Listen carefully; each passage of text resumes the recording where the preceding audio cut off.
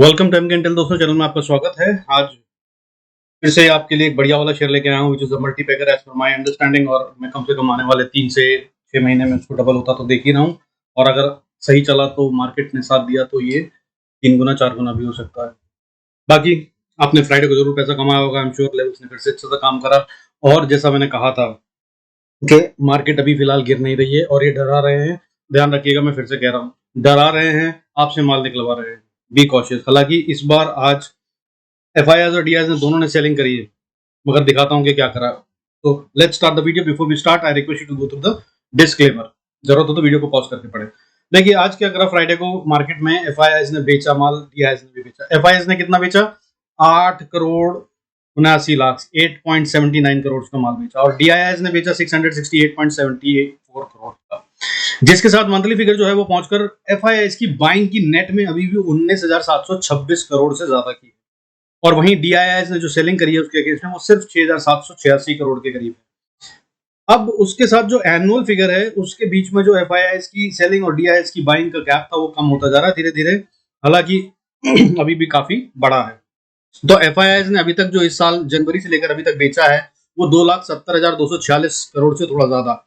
और डीआईआई ने जो खरीदा है माल अभी तक वो 2,35,726 करोड़ से थोड़ा ज्यादा। इस तरह से नेट में एफआईआई इस महीने बाइंग में है लगभग 19,000 करोड़ से ज्यादा की। और अगर सालाना की बात करें तो डीआईआई बाइंग में है 2,35,000 करोड़ से ज्यादा की। इसका मतलब मार्केट गिरने से दोनों को नुकसान होगा अगर अभी गिरती है तो। इसका मतलब क्या है भाई? बहुत बड़ा फॉल आता मैं नहीं देख रहा हूँ। हालांकि बहुत बड़े का मतलब एफआईआई और डीआईआई के लिए काफी बड़ा होता है। उस हिसाब से मार्केट निफ्टी की बात करें तो 16,900 तक शायद जा सकती है, लेकिन अभी भी वन गो में नहीं जा रही है। हालांकि अभी जो मार्केट बंद हुई है वो इंटरनेशनल मार्केट्स की बात करें, डाउ डाउन है, नैस्डैक डाउन है। हालांकि डैक्स जो है, जर्मनी जो है, यूरोप जो है, अगर हम बात करें तो वो भी अप है। तो मिक्स इंडिकेशंस आ रहे हैं। तो अभी भी गिरता हुआ नहीं दिख रहा है मुझे बहुत ज्यादा। हाँ, लेकिन डाउनफॉल आएगा ये भी मैं बता रहा हूँ आपको। अभी मार्केट नीचे जा रही है पर बहुत ज्यादा नीचे जा रही है। जैसा डर लग रहा है लोगों के 15,000, 14,000, 10,000 आ जाएगा, ऐसा कुछ नहीं होने वाला है। जब तक 16,900 इंटैक्ट है, स्टे देयर। हाउएवर ये मैं आपको लॉन्ग टर्म व्यू दे रहा हूँ। अब अगर मैं शॉर्ट टर्म व्यू की बात करूं तो शॉर्ट टर्म व्यू के अंदर अगले हफ्ते के लिए मुझे 17,300 एक बहुत क्रिटिकल लेवल दिख रहा है। मार्केट इसके 200 पॉइंट ऊपर 200 पॉइंट नीचे तक घूम सकती है। और जो अगर रेंज की बात करूं जो मुझे लग रहा है वो लग रहा है 17,330 से लेकर 17,830। ठीक है, ये 500 पॉइंट के बीच में मार्केट घूमती नजर आ रही है। यानी कि वो अपसाइड की जो मूवमेंट है वो ज्यादा दिख रही है, नीचे की कम दिख रही है। और ये ओवरऑल सिनेरियो होता है जिसको मैं बताता हूँ, उसके हिसाब से ये रेंज बताता हूँ, जिसमें कि आपकी टेक्निकल्स का फंडा होता है, आपका एफआईआई की बाइंग और सेलिंग का फंडा होता है, ऑप्शंस के ओपन इंटरेस्ट का, मतलब कुल मिलाकर सीन होता है जो उसके हिसाब से बता रहा हूँ। और फर्दर वहीं पे जो डाउ है वो भी अपने एक अच्छे लेवल पे सपोर्ट ले रहा है। वहां से वो वापस बाउंस कर गया था जब पिछली बार 3% टूटा था, जो जैक्सन हॉल की आउटकम आई थी उसके बाद। लेकिन वहां से वो रिकवर कर गया, अच्छा खासा रिकवर कर गया। तो आइए अब देखते हैं कि हुआ क्या मार्केट में और मैं बाकी सब क्या कह रहा हूँ और क्यों कह रहा हूँ। देखिए फ्राइडे को मार्केट में गिरने वाले शेयर थे 1114, 1114 शेयर गिर रहे थे। और उसके अगेंस्ट में बढ़ने वाले शेयर थे 856, 856। और इस तरह मार्केट में एक फॉल आया जो कि 3 पॉइंट का निफ्टी ने बंद किया। हालांकि हम खुले जो थे वो काफी नीचे खुल गए थे अगर बात करें तो, लेकिन उसके बाद अच्छी सी रिकवरी भी करी हमने और हमने वापस रिटेन कर लिया ऑलमोस्ट जो प्रीवियस क्लोजिंग थी उसको। हालांकि हाई में अगर हम बात करें तो एक बार हम 643 तक चले गए थे, यानी कि लगभग 100 पॉइंट ऊपर चले गए थे। उसको भी हमने लूज करा है, वो इसलिए क्योंकि दोनों बेच रहे हैं, एफआईआई और डीआईआई। लेकिन अगर ये बताऊं तो ये नेट में जो आउटकम आई है उसकी। अब अगर गेम बताऊं कि हुई क्या उस दिन फ्राइडे को, तो एक टाइम था जब एफआईआई खरीद रहे थे तब मार्केट में रिकवरी आ रही थी, और एक टाइम था जब बढ़ गई मार्केट तो फिर डीआईआई ने उसका फायदा उठाकर अपने माल को बेचकर पैसा निकाला। दोनों अगर एक साथ सेल करते तो मार्केट इससे कहीं ज्यादा गिरती, लेकिन ऐसा नहीं हुआ। अब देखिए गिरने वाले शेयर कौन से थे और सेक्टर कौन से थे। सेक्टर्स की बात करें तो गिरने वाले सेक्टर्स जो थे वो energy sector, PSU bank, auto, power, pharma, IT, infra, reality, small cap, mid cap भी टू एन एक्सटेंट गिर रहे थे। हालांकि स्मॉल कैप को अगर ओवरऑल देखा जाए, स्मॉल कैप के जो 50 स्टॉक वाले हैं उसमें गिरावट थी, लेकिन अगर स्मॉल कैप ओवरऑल 250 से ज्यादा शेयर आते हैं उसकी बात करें तो वो बढ़ा हुआ था इंडेक्स। तो मतलब मिक्स्ड बैग था, यानी कि बाइंग जहां हो रही है, मैं जैसे बता रहा हूँ आपको, वहां हो रही है जहां पे हमको दिखता नहीं है या लोग दिख नहीं पाते आमतौर पर रिटेल में, वहां बाइंग हो रही है। और जो सेलिंग हो रही है वो ऐसी जगहों पे हो रही है जहां पे ब्लू चिप हैं या बड़े वाले शेयर हैं जिसके अंदर मार्केट में निफ्टी को ज्यादा असर पड़ता है। जैसे कि गिरने वाले शेयरों में थे Reliance, Infosys, Shri cement, Tata Motors, Nestle. Almost ये सारे के सारे एक्सेप्ट फॉर श्री सीमेंट बहुत बड़े वाले शेयर्स हैं जो कि इम्पैक्ट और निफ्टी डालते हैं गहरा वाला। तो इनको गिराया गया, ना के बराबर गिरे, हालांकि ये भी बहुत ज्यादा नहीं गिरे। गेनर सेक्टर कौन से थे? Media, FMCG, private banks, small cap में जो मैं बता रहा हूँ खोए हुए शेयर जिनके बारे में लोगों को पता ही नहीं है, अब ये मल्टीबैगर बनने वाले शेयर इनमें होंगे। मेटल सेक्टर ये भी गिर रहा था। और बढ़ने वाले इसको बैलेंस कैसे किया गया? देखिए एचडीएफसी ट्विंस जो है वो बढ़ रहे थे, एचडीएफसी बैंक नहीं गिरा, एचडीएफसी नहीं गिरा, तो उन्होंने संभाला मार्केट को। इसके अलावा आईटीसी में ताकत थी, कार्सन में ताकत थी, और अडानी पोर्ट मैं बता रहा हूँ आपको ये फिर से ब्रेकआउट दे चुका है। अब अगर ये अपने लेवल्स को जो ब्रेकआउट दिया है, पिछले ऑल टाइम हाई मारा है इसने, पिछले हाई को अगर सस्टेन कर लेता है तो ये फिर से 200-400-500 रुपए की बढ़त देने वाला है। अगर ये सस्टेन कर लेता है, नजर रख सकते हैं इस पे, अच्छा गेम हो सकता है। इसके अलावा बढ़ने वाले शेयर कौन से थे? देखिए अक्षर केमिकल्स, शिवा मिल्स, आपने नाम भी नहीं सुने होंगे। स्मॉल मिड कैप जिनकी मैं बता रहा हूँ, स्मॉल कैप शेयर्स ये हैं वो। Surana solar, country club, auto stamping, ये सब अपर सर्किट पे बंद हुए हैं, यानी कि 20% की बढ़त दी है इन्होंने फ्राइडे को, 20% ज्यादा। और ऐसे बहुत सारे शेयर थे, सिर्फ यही नहीं थे, कम से कम 30 शेयर हैं ऐसे जो 20% से ज्यादा ऊपर बंद हुए हैं अपर सर्किट पे। तो वो सारे शेयर हैं जो मल्टीबैगर बन सकते हैं, उनमें से ढूंढ के लाया हूं मैं एक शेयर आपको बताऊंगा, और जो कल दिया उसका भी रिव्यू करेंगे। बट उससे पहले इसके अलावा एस्ट्रल लिमिटेड जो 6.12% बढ़ने वाले शेयर, इंडिया मार्ट 6% बढ़ा, अदानी एंटरप्राइजेस 3.79%, 3.79% बढ़ा, सन टीवी 3.41% बढ़ा, हिंदुस्तान एराउंड 2.88% बढ़ा। और ये सारे वो शेयर हैं जिनका इम्पैक्ट पड़ता है निफ्टी पे भाई, और वो बढ़ रहा है। देखिए इसकी वजह से मार्केट नहीं गिरी। तो इन शेयरों को ढूंढिए जो स्मॉल कैप और मिड कैप में है। और अब ना समझिए मत कीजिएगा, एक टाइम होता है जब हम सब कहते हैं कि भाई by the blue chips, by the blue chips जो है वो सेफ शेयर होते हैं, बड़े वाले शेयरों को खरीदिए। मैं अब कह रहा हूँ आपको इनसे थोड़ा सा दूरी बना के रखिए, अगर है आपके पास तो आप इनको होल्ड कर सकते हैं विद स्टॉप लॉस, लेकिन खरीदने हैं तो आप स्मॉल कैप मिड कैप में ढूंढिए अच्छे वाले शेयर। और बाकी मैं हूँ बताता रहूंगा, ठीक है। तो देखिए अब लाया हूँ मैं एक और शेयर, उसकी बात करें उससे पहले आपको बता दूं, कल मैंने थर्सडे को जो शेयर दिए थे वो दिया था आरती सर्फ, 885 पे था, और मैंने टारगेट दिया था उसका 850 का स्टॉप लॉस दिया था, यानी कि करीब 30-35 रुपए का स्टॉप लॉस था। और टारगेट दिया था 910, 1000 और 1033। इसने हाई मार दिया 948 का, यानी कि फर्स्ट टारगेट से भी काफी ऊपर, और सेकंड टारगेट से 50 रुपए दूर, वो भी आ जाएगा जल्दी। बाकी दूसरा शेयर दिया था मैंने टाटा टेली, टीटीएमएल, 127 पर ट्रेड कर रहा था, थर्सडे को क्लोज हुआ था जो, और मैंने बाइंग दी थी with the stop loss of 125। इसमें टारगेट दिया था मैंने 131, 133, 139, 50, और इसने 149 का हाई मारा है, यानी कि आप समझिए सीधा सीधा 13-14 रुपए इसने बढ़ा दिए एक ही दिन में। और 127 रुपए के शेयर में 13 रुपए बढ़ने का मतलब होता है 10% से ज्यादा का रिटर्न इन अ डे। तो ऐसे ही अब अगला शेयर बताता हूं जो मैं कल के लिए बोल रहा हूं, या मैं बोल रहा हूं इन्वेस्टमेंट के लिए है, इसमें आप इन्वेस्ट हो सकते हैं। ये है एनर्जी डेवलपमेंट, अभी फिलहाल ट्रेड कर रहा है 17.90 रुपए। और मैं जानबूझ के सस्ता वाला शेयर लाया हूं ताकि आपको डर न लगे इसको इन्वेस्ट करते हुए। अगर आप इसको होल्ड करते हैं से फॉर अ ईयर, तो मैं आपको बोल रहा हूँ कि मुझे ये 40-50 रुपए तक तो जाता हुआ दिख रहा है। अभी कितने पे ट्रेड कर रहा है? 17.90 रुपए पे, और इसका स्टॉप लॉस आप बना सकते हैं 15 रुपए, यानी कि 2.90 रुपए का स्टॉप लॉस, और 3 गुना तक के रिटर्न आराम से आपके दिख रहे हैं इन अ ईयर। और उससे जल्दी भी आ सकते हैं, क्योंकि जिस तरह से ये वाले स्मॉल कैप और मिड कैप बढ़ते हैं, इनकी बढ़त एक एक दिन में 20-20% भी हो सकती है, तो ये हो सकता है उनमें से। और एनर्जी सेक्टर वैसे भी स्ट्रॉन्ग सेक्टर है, इसलिए आया हूँ। थोड़ा सा पैसा इस पर लगा लीजिएगा, ज्यादा नहीं, 17 रुपए का शेयर है, अगर आप 5-10 हजार रुपए के भी खरीदेंगे तो अच्छी खासी क्वांटिटी आ जाएगी। इतना रिस्क लेकर 2 रुपए का बैठ सकते हैं। और ये अगर बढ़ा तो ये 5-10 हजार आपके 10,000 होंगे कि 50,000, मैं नहीं कह सकता अभी, पर ये बहुत स्ट्रॉन्ग बढ़त दिखा रहा है, लॉन्ग कंसोलिडेशन के बाद ही बढ़ना शुरू। आइए अब देख लेते हैं ग्लोबल संकेत बाकी के क्या कह रहे हैं। देखिए गोल्ड जो है इस समय लगभग 0.63% ऊपर बंद हुआ है, 5,384 पे ट्रेड कर रहा है, तो बहुत खतरे की बात नहीं है, ये with in a safe range है, बहुत इनफैक्ट सस्ता चल रहा है। सिल्वर डाउन है 1.45% के करीब, नहीं इनफैक्ट सिल्वर अप है, इनफैक्ट 1.45% का गेन है इसमें, 52,475 पे, हालांकि ये 60,000 को छूते छूते वापस आया है, तो ये भी बहुत सस्ता चल रहा है, तो ये भी मार्केट को हिट देता नजर नहीं आ रहा। इसके अलावा अगर बात करें तो क्रूड इस समय फिलहाल 0.38% बढ़ा, ना के बराबर है, अब तो 7,000 के भी नीचे ट्रेड कर रहा है 6,953 पर, तो ये भी खतरा नहीं दे रहा है मार्केट को। निफ्टी जो है एसजीएक्स निफ्टी, सिंगापुर का जो निफ्टी है, जहाँ पे ट्रेड होता है हमारा सबसे ज्यादा, वो अभी 17,511 पे क्लोज हुआ है फ्राइडे को, यानी कि 0.16% डाउन, ना के बराबर है, कुछ भी नहीं, 20-25 पॉइंट डाउन। तो हम बंद हुए हैं 17,540 पे, और ये वहां ट्रेड करके क्लोज हुआ 17,511 पे, यानी कि फ्लैट ओपनिंग दिख रही है अभी फिलहाल। अब ये सारे फैक्टर हो गए जो दिखा रहे हैं कि मार्केट गिरना नहीं चाहती, लेकिन एक फैक्टर जिसके बारे में मैं बार बार कह रहा हूं वो है खतरनाक वाला, उसकी अगर हम बात करें तो वो क्रिटिकल लेवल पे आ गया है डॉलर।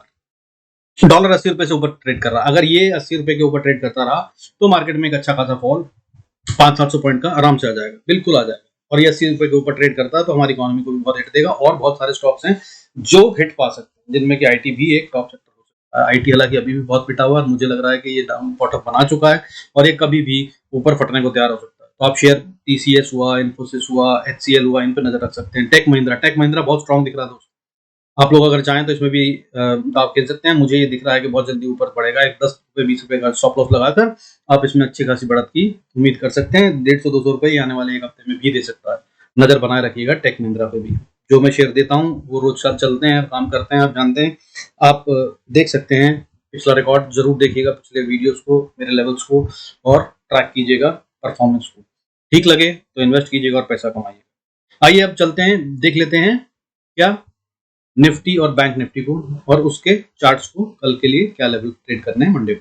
देखिए निफ्टी बंद हुआ है अभी 17,539 पे, लगभग 3 पॉइंट डाउन, ना के बराबर फ्लैट ही बंद हुआ है मानना पड़ेगा। बैंक निफ्टी बंद हुआ 39,421 में, 39,421 पे, with a gain of 119 points. और मैं इसके बारे में आपको बार बार कह रहा हूँ कि गेम बैंक निफ्टी में छुपा हुआ है। और मैं आपको बता दूं कि बैंक निफ्टी ने वीकली चार्ट पे ब्रेकआउट दे दिया है, और वीकली चार्ट पे ब्रेकआउट आने का मतलब ये होता है कि बढ़त अब ऊपर ही जाएगा, ये बढ़ने को पूरा तैयार है।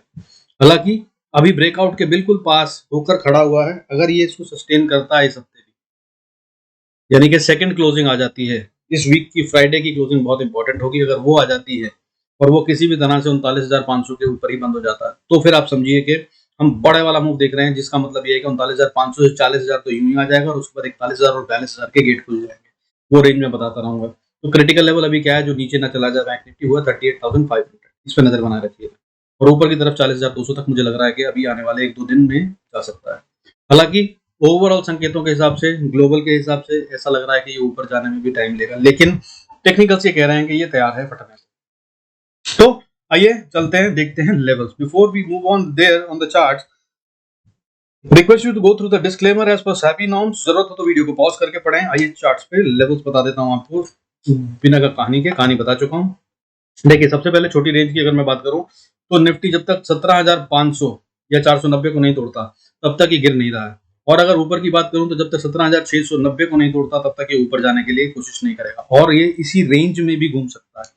तो ये रेंज हो गई आपकी स्कैल्पिंग के लिए, अगर आप करना चाहें तो छोटे से स्टॉप लॉस के साथ। जब ये ऊपर के लेवल को टच करे तो नीचे के लिए ट्रेड ले लीजिए, और जब नीचे के लेवल को टच करे तो ऊपर के लिए ट्रेड ट्राई कर लीजिए। 10 पॉइंट का 15 पॉइंट का स्टॉप लॉस रखकर अच्छे खासे 100 पॉइंट की रेंज बनती है। अब देखते हैं कि अगर ये ऊपर जाना चाहता है तो कहां पे, और अगर नीचे जाना चाहता है तो कहां पे। तो देखिए अभी जहां पे है 530 के आसपास, 527 पे, तो अगर ये ऊपर जाना चाहता है तो पहली रेजिस्टेंस इसको 550 पे मिल जाती है, और 550 के ऊपर फिर छोटी सी एक रेजिस्टेंस 570 से लेकर 610 तक है। और अगर 610 को पार कर लेगा तो फिर ये अगला लेवल 17,670 से 690 तक का अटेम्प्ट मारेगा। और अगर 690 को पार कर लेता है ये, तो ये ऊपर जाने की कोशिश करेगा, और अगला बड़ी रेंज जो है पूरे हफ्ते के लिए वो होगी 17,790 की। 17,790 तक को छू सकता है। और अगर ये यहाँ से वापस घूमता है तो फिर ये वापस नीचे आने की कोशिश में 17,360 तक भी आ सकता है, वो भी देख सकते हैं। ठीक है, तो 17,790 को ये टच करने की कोशिश करेगा, और 17,790 को अगर पार कर ले तो फिर अगली रेजिस्टेंस फिर 17,810 पे भी है, और फिर 17,850 पे भी है। यानी कि यहाँ से इसको ऊपर जाने में थोड़ी सी दिक्कत होगी, या तो बहुत बड़ी कैंडल से या गैप अप से होगी, तो नजर बनाए रखिएगा। और अगर इसको पार कर लेगा तो फिर हम बुलिश हैं, फिर 18,000, 18,200, 18,500 तक के गेट खुल जाएंगे। अब नीचे की तरफ देख लेते हैं। नीचे की तरफ अगर हम आते हैं तो भाई जैसा मैंने बताया, सबसे पहली सपोर्ट जो आती है वो 17,500 की है, 490 से। मान लीजिए 490 को अगर ये ब्रेक करके नीचे की तरफ जाना चाहता है तो अगली सपोर्ट जो ये पाएगा 416 पे, 416 से 410 मान लीजिए। और अगर इसको तोड़ देता है तो फिर अगली सपोर्ट जो मिलती है इसको, वो मिलती है 17,350 के आसपास, 350-60। और अगर इसको तोड़ दे तो फिर 330 के आसपास फिर से सपोर्ट है, और 330 को अगर तोड़ देता है तो फिर ये वीक टेरिटरी में आ जाएगा। इस पे भी नजर बना रखिएगा। यहाँ से बहुत हाई चांसेस हैं। जो लेवल बता रहा हूँ ये सारे बाउंस वाले हैं। देखिए मैंने 2 लेवल आपको बता दिए बाउंस के। पहला लेवल आपको बता रहा हूँ 17,500, इस पे नजर रखिएगा। यहाँ से वापस बाउंस बैक कर सकता है अगर नीचे की तरफ आता है तो। अगला लेवल बाउंस बैक का बहुत स्ट्रॉन्ग वाला बनता है 17,350-60, इससे भी वापस बाउंस कर सकता है, और नहीं करा तो 330 से 300 का लेवल है जहाँ से ये वापस बाउंस बैक कर जाएगा। नजर बनाए रखिएगा। आइए बैंक निफ्टी देख लेते हैं, बैंक निफ्टी में कैसे ट्रेड करना है। बैंक निफ्टी की अगर हम बात करें तो बैंक निफ्टी भी वीकली चार्ट पे जैसा कि मैं बता चुका हूँ आपको कि ब्रेकआउट दे चुका है, और अगर आप इसको देखें तो ये पैटर्न जो है यहाँ से डब्ल्यू पैटर्न बना रहा है, और अगर इसने इसका ब्रेकआउट दे दिया, इसने यहाँ पे रुके हुआ है, कंसोलिडेशन कर रहा है, और अगर इसके ऊपर ब्रेकआउट दे देता है यानी कि 39,450-500 के ऊपर, तो ये फिर ऊपर जा रहा है सीधा। अगला लेवल क्या होगा ऊपर जाने के लिए? तो अगर ये ऊपर जाता है तो पहली रेजिस्टेंस छोटी सी फेस कर सकता है 550 पे। 550 को अगर पार कर लेता है तो फिर 39,760-70 के बीच में ये ऐसे ही पहुंच जाएगा, और अगर इसको पार कर लेता है तो फिर ये जा रहा है 40,000 के लिए। 40,030 अगला लेवल आएगा, और अगर 40,030 को पार कर ले तो 40,030 से 40,100 मान लीजिए, ठीक है।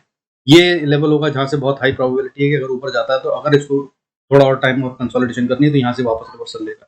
तो आप चाहें तो अपने स्टॉप लॉस ट्रेल कर सकते हैं या प्रॉफिट बुक कर सकते हैं, और अगर इसको पार कर लिया तो फिर 40,250 40 पे एक अगली रेजिस्टेंस आती है, और इसके बाद फिर 340 पे भी है, और उसके बाद एक क्रिटिकल लेवल है 450 का। 450 को अगर पार करके ऊपर चला जाता है तो फिर हम बढ़िया वाले ऊपर जा रहे हैं। अगले 1,500 पॉइंट सीधा सीधा खुल जाते हैं, जिसका मतलब ये है कि करीब करीब 40,900 तक कोई रेजिस्टेंस ही नहीं है, और हम 41,000 और 42,000 के लिए अटेम्प्ट करेंगे।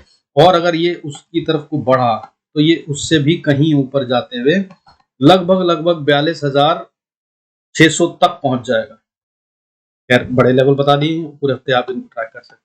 अब अगर नीचे जाना चाहता तो क्या होगा वो देख लीजिए। हालांकि मुझे मंडे की जो रेजिस्टेंस दिख रही है वो 40,000 के पार ये जाता नहीं दिख रहा है, ठीक है। हो सकता है इसको ब्रेक भी कर दे, क्योंकि बैंक निफ्टी कुछ भी कर सकता है, ठीक है। अब मगर बड़ी वाली रेजिस्टेंस है 40,000 से 40,100। अच्छा, अब नीचे आना चाहता है तो क्या होगा? देखिए पहली सपोर्ट इसको बहुत ही नजदीक में मिलती है 39,000 39,300 पे। अगर इसको सस्टेन नहीं करता, यहाँ से बाउंस नहीं करता, तो ये सपोर्ट मिलती है 39,080 पे, और उसको बात कर दे नीचे की तरफ तो फिर ये 38,880 पे, और उसको अगर छोड़ दे तो ये है वो लेवल जहां से ये वापस बाउंस कर सकता है, दैट इज 38,690। 38,690 से लेकर 38,650 तक एक क्रिटिकल लेवल है। बहुत चांसेस हैं कि अगर यहाँ तक गिरे मार्केट बैंक निफ्टी तो वापस बाउंस करेगा, और नहीं करता है तो फिर अगली सपोर्ट जो इसको मिलती है वो 38,250 पे, और उसको छोड़ देगा तो फिर 37,920, और उसके बाद 37,500, और उसके बाद 37,300 तक के रास्ता खुल जाता है नीचे की तरफ। और उसके बाद ये फिर सीधा जा रहा है 36,862 पे, और फिर से अगला लेवल जहां पे ये बाउंस कर सकता है वो 36,750। बहुत हाई प्रोबेबिलिटी है कि यहाँ पर आएगा तो ये बाउंस करेगा, और अगर बाउंस नहीं करता है तो कम से कम टाइम जरूर देगा, नीचे जाने से पहले भी रुकेगा यहाँ पर। और फिर उसके बाद अगला लेवल जो यहाँ पर रुकने के बहुत चांसेस है वो है 36,500, और यहाँ से इसको बाउंस कर ही लेना चाहिए, और अगर नहीं करता है तो फिर ट्रेंड बियरिश हो जाएगा शॉर्ट टर्म के लिए, और जो इसकी बढ़त है वो इसने छोड़ दी है ऐसा मान लिया जाएगा, जिसके मुझे बिल्कुल आसार दिख नहीं रहे। मैं बिल्कुल मानने को तैयार नहीं हूँ कि ये इसको ब्रेक करेगा। So these are the levels. With this you can do good trades on Monday. Entry जहां बताइए वहां पे एंट्री कीजिएगा, और जहां पे बोल रहा हूँ स्टॉप लॉस ट्रेल कीजिएगा, और प्रॉफिट बुक करने की बात है या बाउंस की बात है वहां पर जरूर अपनी पोजीशंस को सिक्योर कर लीजिएगा, नहीं तो वहां पे बड़ा लॉस हो सकता है। With this I wish you do good trades, do wonderful business, and God bless us all. See you in next video. Video अगर अच्छा लग रहा है, आपको फायदा दे रहा है, कुछ पैसे बनाना है तो भाई लाइक कीजिए, सब्सक्राइब कीजिए, शेयर कीजिए, मुझे भी अच्छा लगेगा। Thank you so very much. God bless us.